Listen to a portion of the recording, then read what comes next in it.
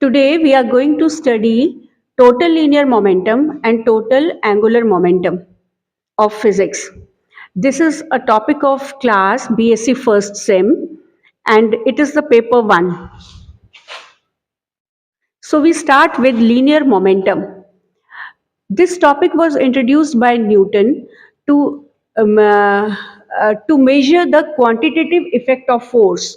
What is the effect of force? To measure it quantitatively, he introduced the concept of momentum. It can also be defined as the total quantity of motion possessed by a moving body. It is a vector quantity, it is denoted by P, and mathematically it is written as P equal to m into V. Now here m is the mass of the body, v is the velocity of the body, and p is the momentum. We know that mass is a positive quantity and v is a vector quantity. Velocity is a vector quantity, so momentum is also vector. And direction of momentum is same as the direction of velocity. Its unit is kg meter per second in SI system and gram centimeter per second in CGS system of unit. Now, let us understand what is the meaning of total quantity of motion possessed by a body. For this, we take two bodies A and B at rest. In this A and B, one body is heavy and other is lighter. Suppose हम मान लेते हैं कि A जो है हल्की body है और B जो है वो भारी बॉडी है. अब अगर मुझे A का वेलोसिटी 0 से V तक करना है तो मुझे कुछ फोर्स लगाना पड़ेगा और मान लो मैं ये फोर्स t टाइम के लिए लगा रही हूं जिसमें A की वेलोसिटी 0 से V तक बढ़ जाती है. तो अगर मुझे B जो कि भारी बॉडी है उसकी वेलोसिटी भी 0 से V करना है t टाइम में ही, तो नेचुरली मुझे उस केस में ज्यादा फोर्स लगाना पड़ेगा. यानी कि फोर्स लगाना जो है वो मास पे भी डिपेंड करता है. दूसरा केस हम ले लेते हैं कि जो लाइट और हैवी मैसिव बॉडी है उन दोनों की स्पीड जो है बराबर है. यानी जो हल्की बॉडी है और भारी बॉडी है वो दोनों सेम स्पीड से चल रहे हैं. अगर वो सेम स्पीड से चल रहे हैं तो उन्हें टी टाइम में रोकने के लिए हल्की बॉडी में हमें कम फोर्स लगाना पड़ेगा और भारी बॉडी में ज्यादा फोर्स लगाना पड़ेगा. तो यही कारण है कि जो ट्रेन के ब्रेक्स होते हैं वो ज्यादा पावरफुल बनाए जाते हैं as compared to the brakes of a cycle. एक और हम उदाहरण लेते हैं जिसमें मान लो कि a tennis ball is moving with the speed of 10 kilometre per hour and a train is also moving with the same speed 10 kilometre per hour. तो अगर टेनिस बॉल आपको 10 किलोमीटर पर आवर की स्पीड से hit करेगी तो आपको नुकसान ज्यादा नहीं होगा, लेकिन अगर ट्रेन हिट करेगी तो आपको बहुत नुकसान होगा. तो कहने का मतलब ये है कि it is not only the mass of the body, not only the velocity of the body, but also the mass which explains the total motion of the body. That's why we define momentum by saying that it is the total quantity of motion possessed by a moving body. इसी चीज को we can also understand with the help of a graph. अब you know that P equal to mv. So we have three parameters in the equation P, m and v. तो तीनों में से हम एक को कांस्टेंट रखेंगे और दो का डिपेंडेंस एक दूसरे पर देखेंगे. तो पहले वाले केस में हमने मास को कांस्टेंट रख दिया है और हमने वेलोसिटी बढ़ाया तो हमारा मोमेंटम भी बढ़ा, यानी कि P is directly proportional to V. तो ये तो फर्स्ट है, यानी कि अगर आपसे कोई कहता है कि दो बॉडीज का मास बराबर है तो हम वेलोसिटी बढ़ाएंगे तो बताओ किसका मोमेंटम ज्यादा होगा. तो जिसकी वेलोसिटी ज्यादा होगी उसका मोमेंटम ज्यादा होगा, जिसकी वेलोसिटी कम होगी उसका मोमेंटम कम होगा. दूसरा केस है उसमें हमने वेलोसिटी कांस्टेंट रख दी है. अगर हम v को कांस्टेंट रख दें तो मोमेंटम जो है डायरेक्टली प्रोपोर्शनल टू मास है. और तीसरा, अगर हम मोमेंटम सेम रखें, दो बॉडीज का मोमेंटम सेम है तो वेलोसिटी किसकी ज्यादा होगी, हल्की बॉडी की या भारी बॉडी की. तो उनके बीच में क्या रिलेशन है, v is inversely proportional to the mass. यानी कि जो भारी बॉडी होगी उसकी वेलोसिटी कम होगी और जो हल्की बॉडी होगी उसकी वेलोसिटी ज्यादा होगी. तो इनवर्सली प्रोपोर्शनल के लिए the graph is like this. This is velocity, this is mass, p is kept constant, so the variation of the graph is in the form of an exponential graph. Let us study this with the help of an example. पहला example हमने लिया है कि a car and a scooter are travelling with the same speed, which of the two has greater momentum. यानी कि एक car है और एक स्कूटर है. मान लो कार जो है भारी है तो उसका मास हमने कैपिटल एम ले लिया, और स्कूटर हल्की है उसका मास हमने स्मॉल एम ले लिया। दोनों की स्पीड सेम है तो देखो दोनों की स्पीड सेम है, और किसका मोमेंटम ज्यादा है, तो कार के मोमेंटम को हमने पीसी से डिनोट किया और स्कूटर के मोमेंटम को हमने पीएस से डिनोट किया। तो we take the ratio of the two, we get capital M by small M. अब कैपिटल एम बड़ा है, स्मॉल एम छोटा है, तो ये क्वांटिटी जो है ग्रेटर देन 1 हो गई। तो पीसी ग्रेटर देन पीएस, यानी कि जो भारी बॉडी है उसका मोमेंटम ज्यादा है, हल्की बॉडी का कम है। यानी कि पहले वाले केस में आपने देखा था कि अगर आप वेलोसिटी को कांस्टेंट रखते हैं तो P is directly proportional to mass, तो जिसका मास ज्यादा है उसका मोमेंटम ज्यादा, जिसका मास कम है उसका मोमेंटम कम। तो the same thing is proved here in this case. इसका मास ज्यादा था कार का तो इसका मोमेंटम ज्यादा है, स्कूटर का मास कम था तो उसका मोमेंटम कम है। सेकेंड एग्जाम्पल है, a car and a scooter are travelling with the same momentum, which of the two has greater speed. अगर कार और स्कूटर दोनों का मोमेंटम p सेम है तो किसकी वेलोसिटी ज्यादा होगी, यानी कि p को आपने कांस्टेंट रखा है।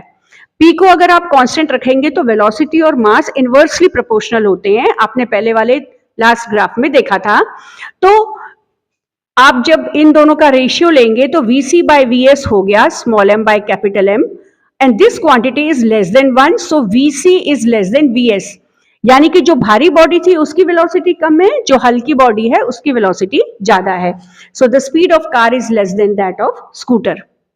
तो ये तो दो एग्जाम्पल्स थे जो हमारे पीछे के ग्राफ को वेरीफाई कर रहे हैं। और एक बहुत इंपॉर्टेंट रिलेशन है between momentum and kinetic energy, and this formula is very important for solving the problems. तो काइनेटिक एनर्जी का फॉर्मूला है half mv square, take this 2 to the left hand side and multiply both sides by m. So this m square v square is equal to p square. So momentum is equal to under root 2me. This is a very important relation to do the numerical problems. Now we come to Newton's second law of motion. It is important to study Newton's second law of motion because it is related to the momentum. Newton's second law states that the impressed force or the applied force is directly proportional to the rate of change of momentum. So F is equal to dp by dt. This is the mathematical expression for the second law of motion.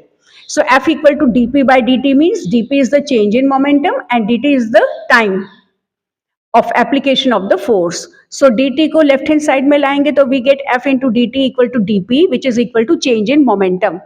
Now this quantity F into dt is called the impulse, which is equal to F into dt.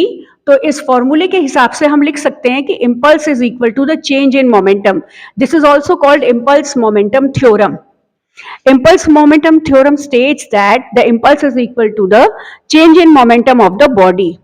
तो actually impulse क्या है? Impulse एक ऐसी vector quantity है जो हमें force का effect बताती है। It tells you about the total effect of force.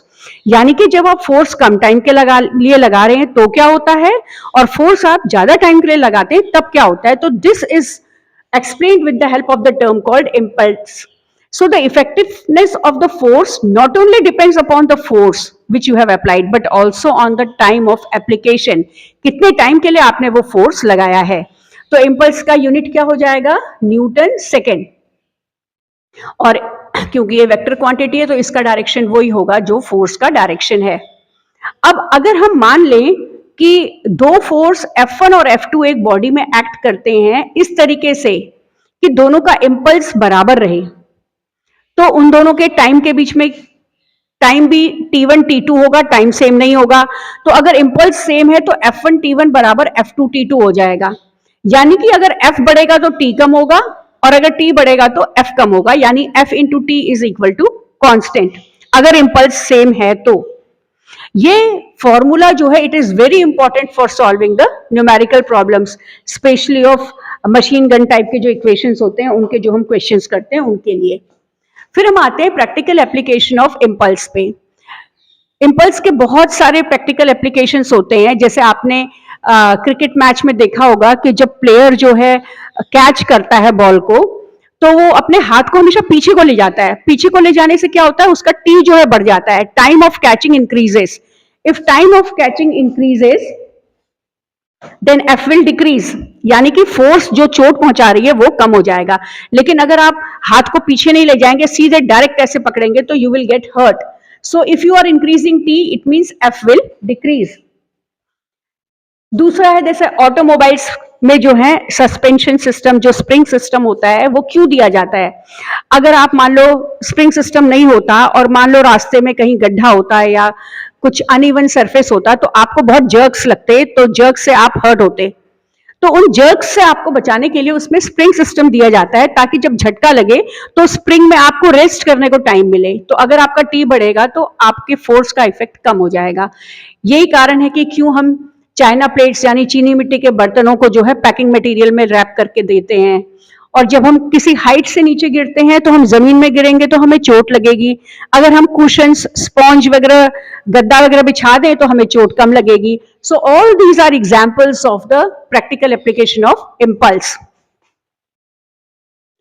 Now, next we come to law of conservation of linear momentum. This is very important. What does this state? कि जब जो है किसी बॉडी पे net force zero लग रहा हो। Force तो वेक्टर क्वांटिटी है, कई डायरेक्शंस में लग सकता है, कितनी डायरेक्शन से लग सकता है किसी बॉडी पे। तो इसलिए हम कहते हैं if the vector sum of forces acting on the system is zero, then the total momentum of the system remains constant और is conserved. This is the statement of law of conservation of linear momentum. This comes from the third law of motion. और आपने अभी पढ़ा second law of motion क्या होता है, F E equal to D P by D T. और अब अगर कोई एक्सटर्नल फोर्स नहीं एक्ट कर रहा है सिस्टम में, वो जीरो है, यानी एफ ई बराबर जीरो है, तो डीपी भी बराबर जीरो के हो जाएगा। यानी चेंज इन मोमेंटम जीरो है। चेंज इन मोमेंटम कब जीरो होगा? जब फाइनल मोमेंटम बराबर हो जाएगा इनिशियल मोमेंटम के, या ये कह लीजिए कि P जो है कांस्टेंट है, कंजर्व्ड है। This is the statement of law of conservation of linear momentum. अगर कोई आप बाहर से कोई बल नहीं लगा रहे हैं किसी भी बॉडी पे, तो उसका टोटल मोमेंटम जो है वो कांस्टेंट रहेगा। अब हम इसको law of conservation of momentum को प्रूव करेंगे। प्रूव करने के लिए हमने एक कोलिजन का एग्जांपल लिया है। ये बॉडी A है, ये बॉडी B है, इनका मास है m1 और m2, इनकी इनिशियल वेलोसिटी है u1 u2, और u1 जो है वो u2 से बड़ी है, क्योंकि u1 को बड़ा होना चाहिए तभी ये कोलाइड करेंगे।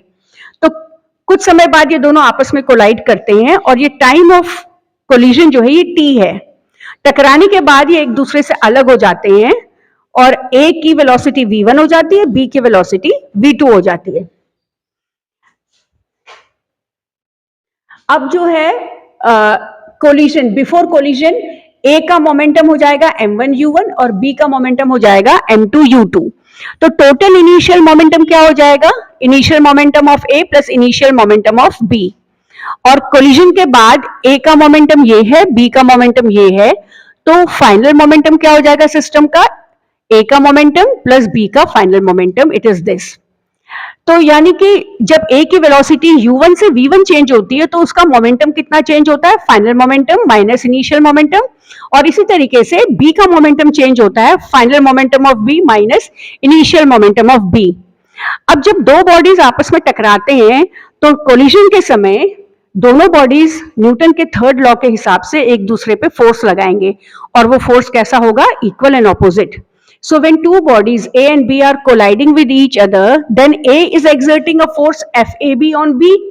जब A ने B में फोर्स लगाया तो B का मोमेंटम चेंज होगा, और इसी तरीके से B भी A में फोर्स लगाएगा जिससे A का मोमेंटम चेंज होगा। तो न्यूटन के थर्ड लॉ से FAB equal to minus FBA। अब अगर t जो है टाइम ऑफ कोलिजन होगा तो दोनों साइड अगर आप t से मल्टीप्लाई कर दें तो ये भी इंपल्स है और ये भी इंपल्स है, और इंपल्स मोमेंटम थ्योरम से इंपल्स बराबर कितने के होता है? चेंज इन मोमेंटम के। तो ये बराबर जब a ने b में फोर्स लगाया तो b का मोमेंटम चेंज हुआ, तो इधर हम लिखेंगे change in momentum of b equal to change in momentum of a। अब आपने चेंज इन मोमेंटम के लिए फॉर्मूलेज लिखे, इनको इसमें सब्स्टिट्यूट कीजिए, and when you solve you get final momentum of B plus final momentum of A equal to initial momentum of B plus initial momentum of A. So this shows that the total momentum after collision is equal to the total momentum before collision. That is, the total linear momentum of the system is conserved. So this is the proof of law of conservation of linear momentum. Now we come to the applications of law of conservation of momentum. The first example is that of recoil of gun. Recoil of gun क्या होता है कि आप लोगों ने TV में देखा होगा कि जब कोई भी बुलेट गन से फायर की जाती है तो बुलेट आगे को निकलती है और बंदूक को जो है पीछे को झटका लगता है, तो जिस स्पीड से बंदूक पीछे जाती है that is called recoil of gun. तो जब आपने बुलेट फायर नहीं की है उस समय दोनों की वेलोसिटी जीरो है, गन की भी और बुलेट की भी, और गन जो है it is heavier than the bullet, तो गन का हमने मास कैपिटल एम लिया है और बुलेट का मास हमने स्मॉल एम लिया है। तो जो गन है उसका मोमेंटम फायरिंग के बाद हो जाएगा mv और बुलेट का हो जाएगा स्मॉल mv। तो इनिशियल मोमेंटम जीरो है, फाइनल मोमेंटम है momentum of gun plus momentum of bullet. इससे v कैपिटल V की वैल्यू कितनी आई, इतनी, तो ये क्या है, velocity of recoil of gun, it is equal to minus this much. तो आपको वेलोसिटी ऑफ रिकॉइल की वैल्यू मिल गई और नेगेटिव साइन ये दिखाता है कि बंदूक का वेलोसिटी जो है बुलेट के वेलोसिटी के ऑपोजिट होता है, तो इसीलिए कहते हैं हम कि बंदूक को पीछे की तरफ झटका लगता है। ये पहला एग्जाम्पल था। दूसरा एग्जाम्पल है मशीन गन फायरिंग बुलेट्स। अब हम मान लेते हैं कि कोई मशीन गन जो है 1 सेकेंड में n बुलेट्स फायर कर रही है, तो 1 सेकेंड में मोमेंटम कितना चेंज होगा बुलेट्स का, n mv होगा। अब मान लो कोई बुलेट जब मशीन गन से गोलियां आगे जाती हैं तो मशीन गन को पीछे को झटका लगता है। अब जो गन होती है, गन में तो एक समय में एक बुलेट फायर होती है, लेकिन मशीन गन में तो 1 सेकेंड में कई बुलेट्स फायर होती हैं, तो बार बार पीछे झटका लगेगा तो आप जो टारगेट लेके चल रहे हैं वहां आप फायर नहीं कर पाएंगे। तो इसीलिए आपको मशीन गन को पोजीशन में रखने के लिए काफी फोर्स लगाना पड़ेगा। तो इस फोर्स को निकालने के लिए हम इस मशीन गन फायरिंग बुलेट्स को यूज करते हैं। तो मान लो आपने F फोर्स लगाया t टाइम के लिए मशीन गन को पोजीशन में रखने के लिए, तो this will be equal to change in momentum. तो इनिशियल मोमेंटम जीरो है, फाइनल मोमेंटम ये है, तो this is equal to change in momentum. तो by using this relation you can find the force which you have applied on the machine gun to keep it in position. तो ये second example है। Third है explosion of bomb. Explosion of bomb में क्या होता है, जैसे आपने दिवाली में भी क्रैकर्स को देखा होगा कि अगर आपके पास कोई क्रैकर है तो शुरू में आपने उसको बर्न नहीं किया है तो उसकी वेलोसिटी जीरो है, तो उसका इनिशियल मोमेंटम जो है वो जीरो है। लेकिन जैसे ही आप उसको बर्न करते हैं तो उसके कई टुकड़े होके वो ऑपोजिट अलग अलग डायरेक्शन में चले जाते हैं, ऐसा कभी नहीं होता कि वो एक ही डायरेक्शन में जाएं। तो जब भी बॉम्ब एक्सप्लोड होता है तो मोमेंटम को कंजर्व करने के लिए उनका डायरेक्शन अलग अलग होता है। जैसे आपने देखा होगा अनार में जो अनार की लाइट्स निकलती हैं वो चारों तरफ इक्वल उससे निकलती है, जितनी लेफ्ट में निकलेंगी उतनी राइट में, जितनी अप अदर और दूसरे डायरेक्शंस में निकलेंगी, सब बराबर यूनिफॉर्मली डिस्ट्रीब्यूटेड होती हैं to keep the linear momentum conserved. अगर हम ये मानते हैं कि कोई बॉम्ब जो है टू फ्रैगमेंट्स में एक्सप्लोड होता है, तो जो दो पार्ट टूटने के बाद बनते हैं उनके मासेस m1 m2 है, वेलोसिटी v1 v2 है और इनिशियल मोमेंटम बॉम्ब का जीरो था। इसको यूज करके आप अगर आपको दोनों के मास और एक की वेलोसिटी दी है तो आप दूसरे का वेलोसिटी निकाल सकते हैं। तो this relation is also very important to find velocity. Then we have rocket propulsion. Rocket also, the launching of rocket also depends on the principle of law of conservation of momentum. Rocket को launch करने में क्या होता है कि जो उसका fuel chamber होता है, फ्यूल चैम्बर में हम लोग फ्यूल को बर्न करते हैं तो हॉट गैसेस प्रोड्यूस होती हैं और पीछे जो नोजल होता है उस नोजल से गैसेस बाहर को निकलती हैं। तो जब वो बहुत प्रेशर के साथ बाहर निकलती हैं तो वो आगे को थ्रस्ट देती है रॉकेट को, तो backward momentum is equal to forward momentum. तो जो पीछे को गैसेस निकल रही है तो वो रॉकेट को आगे को पुश करती हैं। तो law of conservation of momentum पे रॉकेट भी वर्क करता है। इसके कुछ एग्जांपल्स मैंने लिए हुए हैं कि एक तो ये देखो, ये है शटर स्टैक। इसमें क्या है कि ये एक स्टैंड है, इसमें आपने मेटालिक बॉल्स लिए हैं 5, 6 कितने भी ले सकते हैं आप, और ये बहुत लाइट स्ट्रिंग्स हैं जिनसे इनको कनेक्ट किया है और ये सब एक दूसरे के कांटेक्ट में हैं। तो जब आपने इनको रेस्ट में छोड़ा है तो ये एक दूसरे से चिपके हुए हैं। अब मान लो मैं इनमें से एक बॉल को यहां ले जाके छोड़ती हूँ तो ये आके इसको टकराएगी, तो इधर से एक ही बॉल निकलती है। जब आप एक बॉल को छोड़ेंगे तो ये एक ही बॉल यहां जाती है।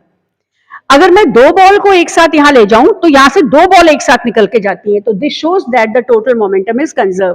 This is a very good example of law of conservation of momentum, and this is the example of the explosion of bomb. जब ये बॉम्ब रेस्ट में था तो ऐसा था, जब ये एक्सप्लोड हुआ तो इसके टुकड़े देखो चारों तरफ फैल गए, क्योंकि हर डायरेक्शन का मोमेंटम कंजर्व होना चाहिए. तो ये एग्जाम्पल्स हैं, कुछ पिक्चर्स हैं जो आपको दिखा रही हैं कि मोमेंटम कैसे कंजर्व होता है.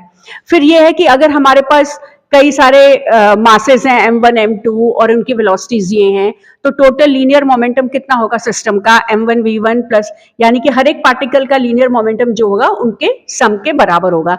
This is called the total linear momentum of the system of n particles. Now next we come to angular momentum. This, whatever I taught you till now, that was for linear momentum where force was acting on the body. But यहाँ पे हम किस में आ रहे हैं, rotational motion में. Rotational motion में क्या होता है, फोर्स नहीं लगता है, उसमें क्या लगता है, टॉर्क. तो torque is that force which produces turning effect in a body. जैसे आप विंडो खोलते हो बंद करते हो तो टर्निंग इफेक्ट, टर्न कर रहे हो आप टैप खोलते हो या बंद करते हो या आप स्क्रू को घुमाते हो, तो you are applying force to rotate a body. दरवाजा खोलना बंद करना, नल खोलना बंद करना, all these are examples of rotational motion.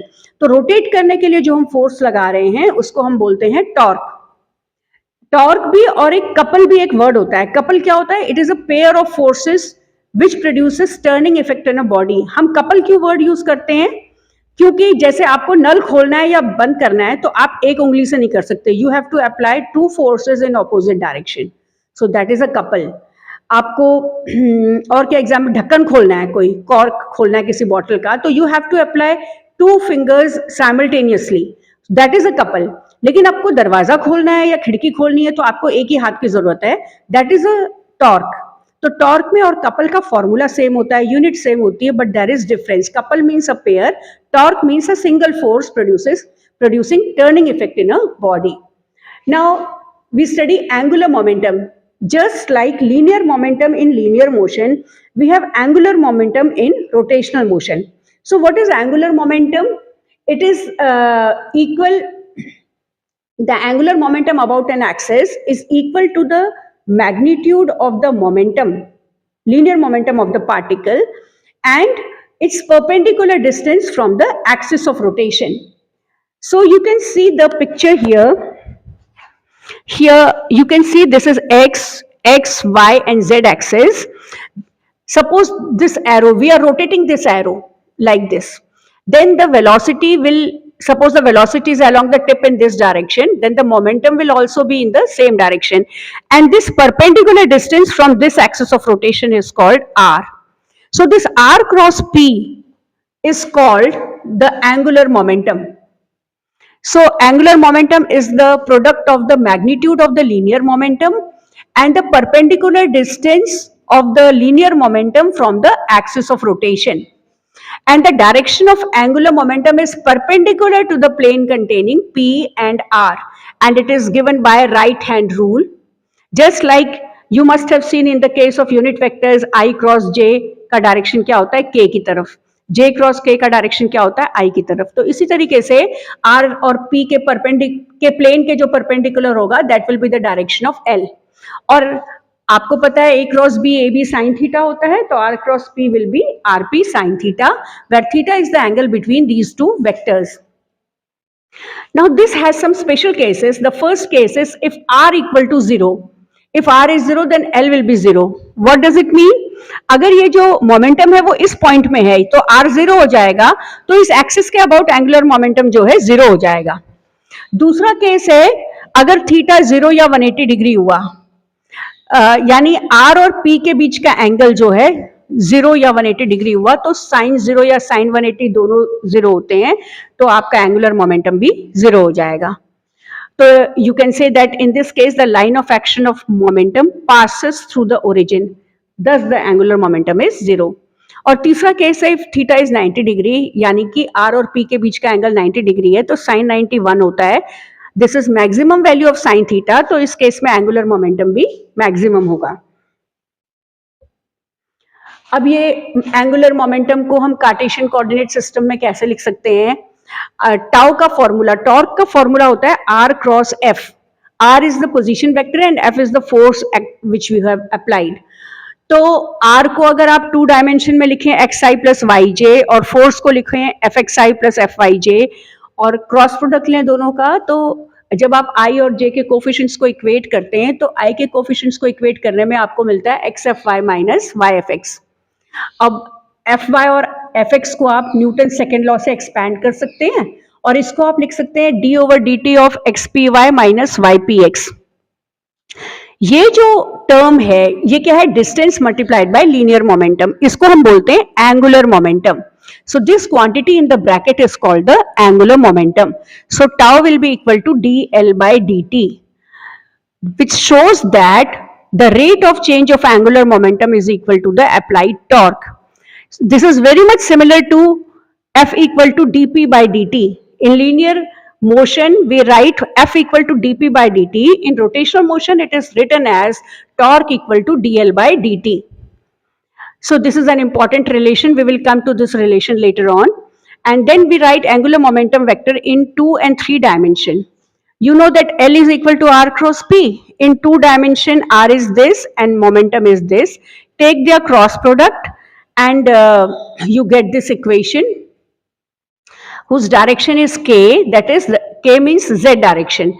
So if you are taking this in the XY plane, then the direction of L will be along the Z direction. Similarly, you can do this in 3 dimension also. You can write xi plus yj plus zk, pxi plus pyj plus pzk. You can use the determinant form or multiply it simply like this. You will get these 3 relations. That is the 3 components of angular momentum along the x direction, along the y direction, and along the z direction. Then angular momentum for a system of particles. Now you know that when a system rotates, there are n particles in the system, then each particle will have its own angular momentum. Suppose for one particle the angular momentum is L1, for other it is L2, L3 and so on, then the net angular momentum of the system will be equal to the sum of all the angular momentum of individual particles. And for any ith particle we can write the relation in this form. Now, we have a important relation between angular momentum, moment of inertia, and angular velocity. You know that L is equal to R cross P, or it is L equal to RP sine theta. If theta is equal to 90 degree, then we have R into P. And momentum is equal to mv. So mv into R. L can be written as mvr. For one particle, it is m1 v1 r1. For other particle, it is this, third particle, and so on. The relation between velocity and angular velocity is v equal to omega r. In rotational motion, linear velocity is different for different particles, but angular velocity is same for all the particles. So omega is same, and hence we have taken v1 equal to omega r1, v2 equal to omega r2, and so on. So this is m1 r1 square omega. Omega is common among all, so we have taken omega common. Now this bracketed term is equal to the total moment of inertia of the body, which is I, into omega. So angular momentum equal to I omega. This equation is same as the equation P equal to mv in linear motion. Here linear momentum is replaced by angular momentum, mass is replaced by moment of inertia, linear velocity is replaced by angular velocity. This relation is very important. And what is law of conservation of angular momentum? That if you have any isolated system, then there will be no force acting on it, no torque acting on it. So if tau is 0, then dl by dt is 0 and L is constant. So this law states that if there is no external torque acting on the system, then total angular momentum of the system is conserved. Or we can also write for n particles, the net angular momentum is constant. And we also know that L equal to I omega, this is also equal to constant. Constant means I can write I omega equal to I dash omega dash. At an instant, if the moment of inertia of a body is I, at some other instant, it may be I dash. And similarly, if I is changing, then naturally the angular velocity will also change. Now, these are some practical applications of conservation of angular momentum. Now you can see the first example is that of angular velocity of planet changes when it moves around the sun. When the planet is far away from the sun, suppose it is at the point B, then its distance is very large and moment of inertia is mr square. So if r is more, moment of inertia is more. If I increases, then omega will decrease. So at point B, the angular velocity of the planet will be very small. However, when it comes close to the sun, suppose it comes to the point A, then r decreases or the moment of inertia decreases or its angular velocity will increase. So the angular velocity keeps on changing when it moves along the elliptical orbit around the sun. Similarly, the second case is that of the inner layers of whirlwind in a tornado is alarmingly high. आपने देखा होगा कि जहां पे रेत होता है, रेत में जब बहुत हवा चलती है, तूफान आता है, तो क्या होता है, बवंडर आता है जिसे हम लोग कहते हैं, तो उसमें पूरा जो रेत है वो ऐसे गोल गोल करके ऊपर को निकलता है, जैसे पानी में भंवर आता है वैसी रेत में भी ऐसे तूफान आता है। तो जो नीचे के लेयर्स जिनका रेडियस कम होता है, इनकी स्पीड बहुत ज्यादा होती है, लेकिन जैसे जैसे तूफान ऊपर उठता है इसका ये रेडियस बढ़ता जाता है, मोमेंट ऑफ इनर्शिया बढ़ता है, तो इसकी स्पीड जो है ऊपर जाके कम हो जाती है। तो ये सेकेंड वाला एग्जाम्पल है। फिर ये जो डाइवर्स जो है, जो स्विमिंग पूल में कूद मारते हैं, तो वो भी अपना शेप चेंज करते हैं अपना एंगुलर वेलोसिटी चेंज करने के लिए। ये जो है बैले डांसर्स हैं, ये आपने टीवी में प्रोग्राम्स में देखा होगा कि ये जो है डांस करते करते अपनी स्पीड चेंज करते हैं। जब इनको स्पीड घटानी होती है तो ये अपने हाथों को स्ट्रेच कर देते हैं और लेग्स को भी स्ट्रेच कर देते हैं। इससे क्या होता है, आई बढ़ जाता है, मोमेंट ऑफ इनर्शिया बढ़ जाता है, तो एंगुलर वेलोसिटी कम हो जाती है। लेकिन जब इनको अपनी स्पीड बढ़ानी होती है तो ये इनको फोल्ड कर लेते हैं, हैंड्स को फोल्ड कर लेते हैं, लेग्स को पास ले आते हैं। इससे मोमेंट ऑफ इनर्शिया कम हो जाता है, तो एंगुलर वेलोसिटी बढ़ जाती है। इसी तरीके से ये एक एग्जाम्पल है, ये जो है रोटेटिंग टेबल है। रोटेटिंग टेबल के ऊपर दो लोग कोई आदमी बैठा है, इसने हाथ में वेट्स पकड़े हैं। जब इसको टेबल की स्पीड बढ़ानी है तो ये अपने हाथ को फोल्ड कर लेता है, जब स्पीड घटानी है तो हाथों को स्ट्रेच कर देता है। So there are many daily life examples in which we make use of this law of conservation of angular momentum. So I think the topics linear momentum and angular momentum are clear to all of you. So thank you and have a nice day.